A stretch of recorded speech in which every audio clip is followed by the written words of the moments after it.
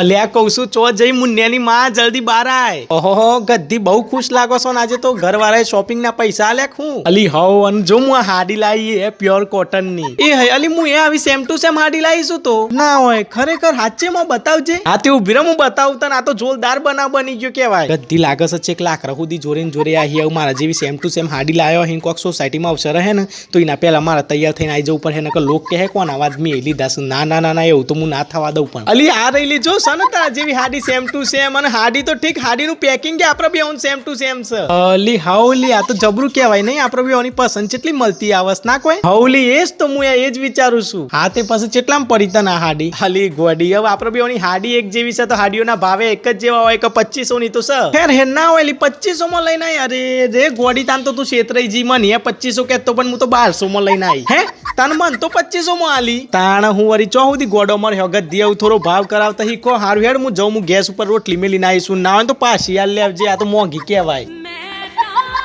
હું તો 1200 માં લઈને આવી. હું તો 1200 માં લઈને આવી. હું તો 1200 માં લઈને આવી. હું તો 1200 માં લઈને આવી. હું તો 1200 માં લઈને આવી. હું તો 1200 માં લઈને આવી. હું તો 1200 માં લઈને આવી.